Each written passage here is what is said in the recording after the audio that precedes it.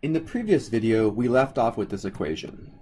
Delta G naught, our standard condition, Gibbs free energy, is equal to minus RT times the natural log of K. And we said that we can always predict or predict the relationship between the standard Gibbs free energy and K in terms of whether K is greater than 1 or less than 1, and that relates to delta G naught. But we really cannot use the equilibrium constant to predict if the reaction is spontaneous under conditions that deviate from standard. So to do that, what we need to do is come up with a way of understanding if a reaction will favor reactants or favor products under certain conditions.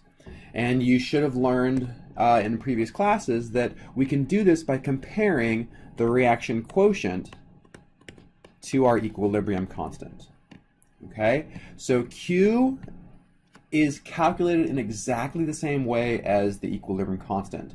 If we have a reaction where we have, let's say, 2A plus 3B becoming 2C, so we know that for this reaction, K would be equal to the concentration of C squared divided by the concentration of A squared and the concentration of B cubed, right? So this should be no surprise. And these concentrations are at equilibrium. So this is the equilibrium ratio. Well, Q is calculated in exactly the same way, except the concentrations are not restricted to be at equilibrium. So it's the concentration of C squared divided by the concentration of A squared and the concentration of B cubed. So it's calculated in exactly the same way, but these concentrations do not have to be at equilibrium. If we're in a situation where Q equals K, well, that means we're at equilibrium. So here we're at equilibrium. In a situation where Q is less than K, okay, so if Q is less than K, this means that under the conditions we're at right now, the denominator is larger than it needs to be when we reach equilibrium. So we don't have enough products. So if Q is less than K, we don't have enough products, so we're going to favor products. Okay, the opposite's true if Q is greater than K.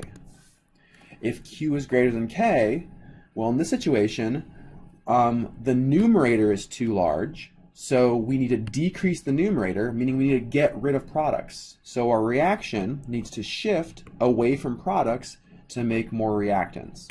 So in this situation, reactants are made.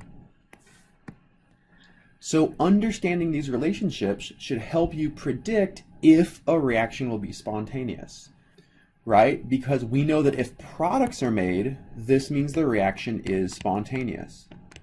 However, if a reaction is going to make reactants, this means it's going to be non-spontaneous.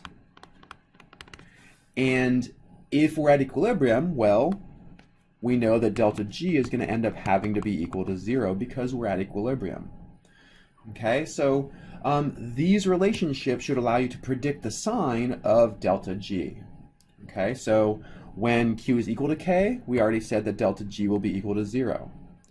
When Q is less than K, the reaction will make products, which makes it spontaneous. So our delta G is going to be less than 0, corresponding to a spontaneous Gibbs free energy. And when Q is greater than K, our delta G is going to be positive, greater than 0, meaning it's non-spontaneous. Okay?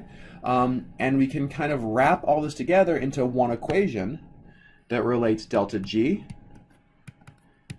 to delta G naught and Q.